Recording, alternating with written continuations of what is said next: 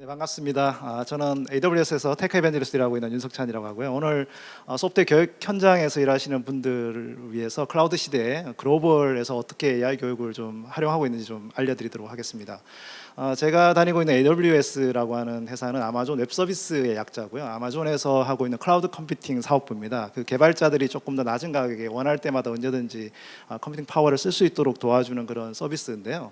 사실 처음에 이 서비스를 만들 때는 많은 분들이 아주 작은 아이디어부터 시작했어요. 우리가 흔히 물리적인 CPU, 메모리, 하드디스크, 스토리지 이런 것들을 서비스로 만들어 가지고 나눠서 팔아주자 이렇게 하는 것으로 시작해서 작은 몇 개의 서비스로 이제 시작을 했거든요.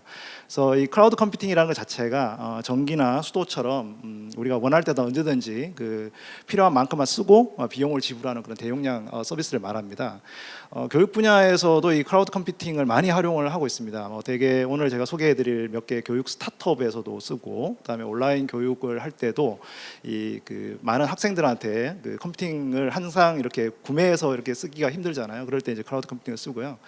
대학이나 초중고에서도 그 학교에 운영하는 뭐 시스템이라든지 아니면 교육을 위한 뭐 전산실이나 실습실 이런 거에서도 클라우드 분야에 많이 활용을 하고 있습니다. 그래서 굉장히 많은 그 교육기관에서 이미 이 클라우드를 활용하고 있고, 전 세계 뭐 만여 개 이상 교육기관에서 한국을 비롯해서 이 클라우드 컴퓨팅을 활용을 하고 있습니다.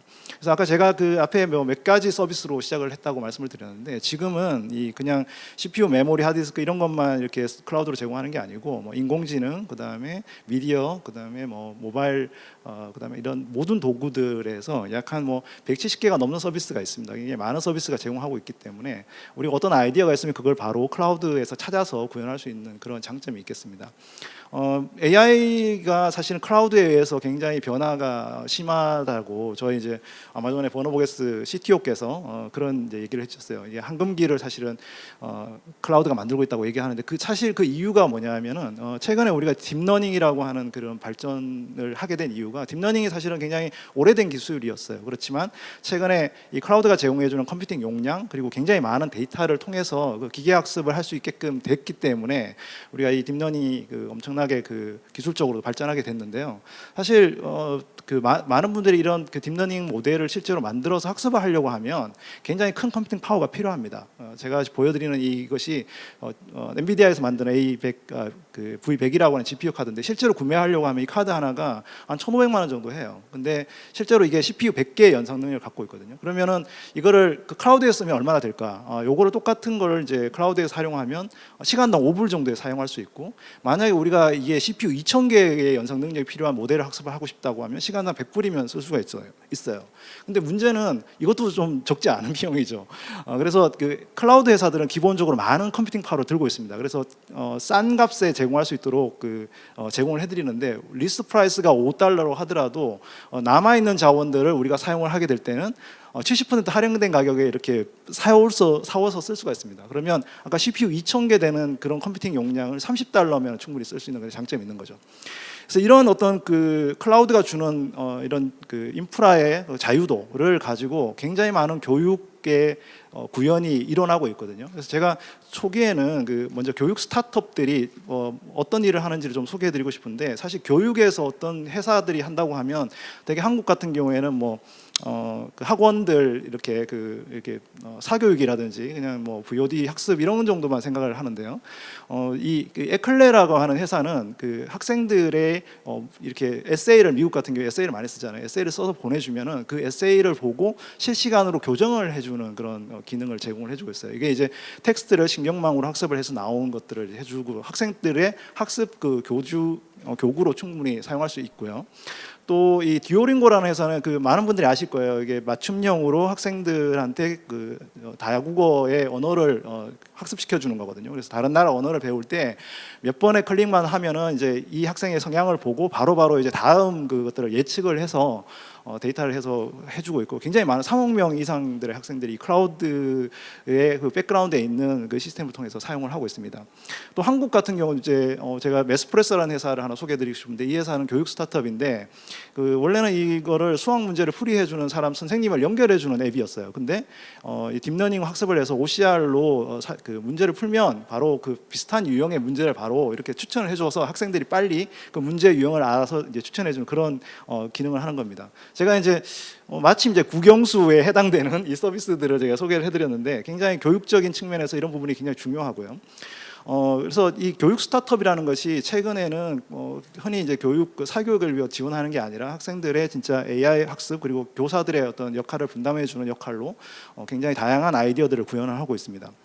특히나 최근에 이제 팬데믹 환경이 됐을 때 학교에서 그 교육을 하는 문제에 굉장히 어려움이 많습니다. 국내에서도 사실은 많은 학교들이 어려움을 겪었고, 물론 잘 해결이 돼서 이제 교육의 어떤 질을 높이는데 굉장히 교사들이 또 교육 현장에 계신 분들이 고생하고 계신데, 다른 그 나라도 똑같은 상황에 처해 있거든요. 뭐 특히나 원격으로 그 해결할 수 없는 교육들이 있어요. 예를 들어서 학교에서 좀 전문적인 교육을 하는 경우에 뭐 예를 들어 캐드캠이나 AI 같은 그런 컴퓨팅 파워가 필요한 교육을 할 때는 사실 쉽지가 않거든요. 뉴욕주에 있는 이 학군에서 이런 문제를 해결하기 위해서 학생들이 그냥 아이패드나 크롬북으로만 해결할 수 없는 전문 교육 과정이 있는 그런 거는 소프트웨어적으로 학교에 와서만 할 수 있는 것들이 있거든요. 근데 거기에 이제 클라우드 서비스 중에 어떤 게 있냐면은 고성능 그 소프트웨어 스트리밍을 쓸 수 있는 뒷단에 그 클라우드를 활용해서 뭐 캐드캠이라든지 AI 같은 거를 쓸 수 있는 그런 서비스가 있습니다. 그래서 이 그 뉴욕주에 있는 학군에서 이런 부분들을 잘 그 학생들한테 미리 공급을 해가지고 원하는 어떤 실습들을 집에서도 할 수 있게끔, 집에 사실은 이런 어쩌면 CPU 메모리가 빵빵한 그런 컴퓨터를 들고 있지 않기 때문에 그래서 그런 부분들을 도와주는 그런 케이스도 있었고요.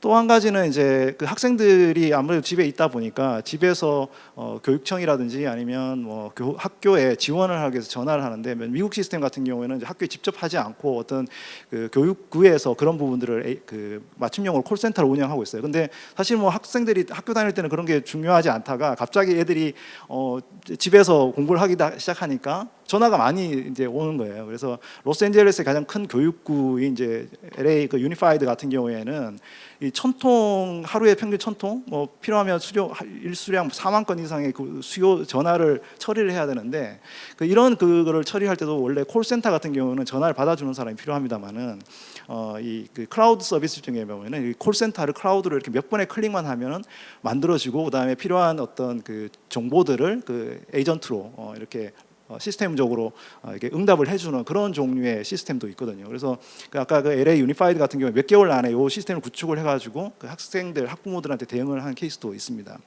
그 세 번째는 그 학생들한테 좀 교육을 할 때 흥미로운 도구를 또 집에서 이제 교육을 받으면은 해줘야 될 필요가 있죠. 그래서 대개 이제 저희가 굉장히 많은 교육자재 교육 도구를 통해서 코딩 교육을 하고 AI 교육을 합니다만은 학생들이 좀 재밌어하는 거는 실제 어떤 뭔가 움직이고 이런 것들을 하는 걸 굉장히 좋아해서 그 중에 대부분이 이제 로봇을 가지고 뭔가 하는 것을 굉장히 좋아해요. 그래서 이 로봇이라는 것 자체가 실제로 머신러닝 알고리즘이 들어 있어서 그걸 통해서 학생들이 학습을 시키고 하는 걸 통해 가지고 운영을 할 수가 있습니다.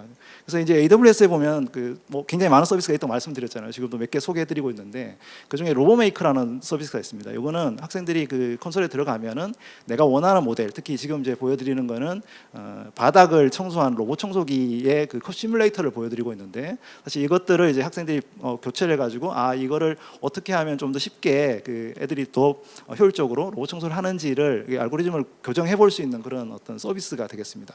이걸 이제 실제로 현장에서 쓰고 있기도 합니다. 기업 현장에서.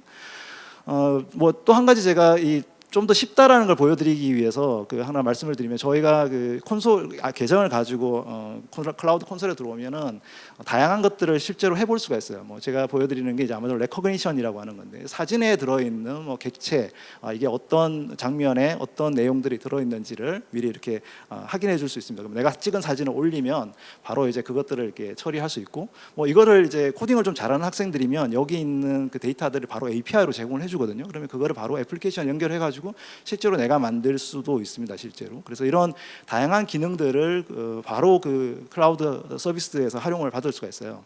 또 한 가지는 이제 텍스트를 넣었을 때 음성 합성을 해주는 그런 서비스인데요. 이거는 굉장히 원래는 옛날에는 텍스트를 넣으면 그냥 음성이 그냥 바로 튀어나오는 건데, 이거는 피치 같은 걸 조정을 해줄 수 있습니다. 그래서 그러면 좀 더 재밌게 그럼 인공지능을 배우는 방법이 있을까 해서 좀 이런 교구 도구들을 사실 클라우드 회사들이 많이 제공을 해주고 있습니다. 저희가 시각적인 어떤 객체 인식을 하기 위해서는 뭐 딥렌즈, 그다음에 음악 같은 거 학습하는 개인 학습을 할 때는 딥 컴포저, 그리고 아까 이제 이전 세션에서 강화 학습을 얘기를 했었는데 그 리워드를 통해서 강화 학습을 할 때 저희가 딥 레이서라고 해서 자율주행 이 자동차 같은 걸 통해서 학습을 해볼 수가 있습니다. 제가 한 가지 이 딥 레이서가 어떻게 돌아가는지 보여드리면은 이제 학생들이 그 딥 레이서 콘솔에 들어가면은 이게 이제 강화학습이다 보니까 그 리워드를 주고 받고 해가지고 최적의 그 알고리즘을 가질 수 있도록 그렇게 도와주는 그런 그 레이싱 할 수 있는 곳이 있고요. 그 레이싱 하는 것을 이제 온라인으로 실제로 해볼 수 있습니다. 실제 오프라인에서 할 수도 있지만 온라인에서 이 학습을 직접 해보아서 레이싱을 이제 해보아서 이제 이거 제가 자기가 좋아하는 모델 같은 걸 만들 수 있고요. 실제로 이제 저희 AWS에서 딥레이서 리그라고 해가지고 이제 오프라인에서 이런 행사를 해요. 이제 저희가 매년 이걸 하고 있는데 실제로 이제 그 자기가 만든 모델을 저기 그 오프라인 그 딥레이서에 넣어가지고 저렇게 이제 혼자서 이렇게 자율주행으로 돌아갈 수 있게끔 도와주는 거죠. 이제 홍콩 같은 경우에는 홍콩의 직업학교 고등학교에 있는 학생 팀이 실제로 우승을 했어요. 다른 그 개발자들 팀을 다 제치고. 네, 그 정도로 충분히 이 학교 현장에서 AI 교육을 할 수 있는 그런 도구가 되겠다 이런 생각이 듭니다. AWS에서 사실은 이제 클라우드가 굉장히 활성화되다 보니까 많은 그 교육 프로그램들을 제공을 해드리고 있어요. 특히나 AWS 에듀케이트라고 하는 프로그램이 있는데 이 프로그램은 전 세계 대학교의 그 학생들이 클라우드 교육이랑 또는 AI 교육을 할 수 있는 이런 그 교육 과정들을 만들어주고 또 이게 돈이 좀 들잖아요. 그래서 무료로 이제 매년 일정량 그 무료로 이 클라우드를 활용할 수 있도록 해주는 프로그램인데 최근 경향은 초중고등학교에 있는 교사들이 많이 이 프로그램 신청을 해서 저희가 원래는 대학교를 위해서 만든 프로그램인데 이게 초중고 학교에도 지원을 해주고 있습니다. 한국 같은 경우도 지금 100여 개 같은 100여 개 학교들이 지금 쓰고 있는데 그 중에 이제 최근 들어서 뭐 가학고라든지 아니면 뭐 일반 그 인터넷 고등학교라든지 초등학교에서도 이거를 이제 사용하겠다고 요청하신 분이 많아서 저희가 그 신청을 받아서 이제 제공을 해드리고 있습니다. 한국에서도 제공을 하고 있고요. 그리고 실제 교육을 가서 지원해 드리는 것도 있고 아까 교육 스타트업 같은 지원을 해주는 프로그램이 이렇게 저희가 많이 제공을 해드리고 있습니다. 마지막으로 제가 아마존의 창업자인 제프 베조스가 하신 말씀을 얘기를 하면서 이제 마무리 짓고 싶은데 학생들이 사실 어릴 때부터 굉장히 뭔가 만들고 싶어하고 꿈이 많아요. 근데 그거를 학교 교육 과정 안에서만 다 해결하기가 사실 쉽지 않습니다. 그렇지만 이제 우리가 이 많은 그 기업들이 교육에 관심이 많아요. 뭐 오늘 마이크로소프트도 그렇고 저희도 그렇고 그래서 이런 그 다른 사람들의 어깨 위에서 이게 세상을 봤을 때 좀 더 많은 것들을 해볼 수 있지 않을까 생각이 듭니다. 뉴턴이 사실 자기가 그 과학의 기술의 발전을 얘기할 때 자기의 발견이 사실은 그 전에 그 과학 기술자들이 만든 그 발견에 그 거인의 어깨 위에서 그런 발견했다고 한 것처럼 그 우리 서로 간의 어떤 어깨 위에서 그 뭔가를 만들고 한다면 조금 이렇게 어려운 그 교육 현실을 좀 더 잘 개선을 하고 또 한국에서도 좀 더 좋은 그 교육 환경을 만들 수 있지 않을까 그렇게 생각하면서 마무리를 짓도록 하겠습니다. 네, 감사합니다.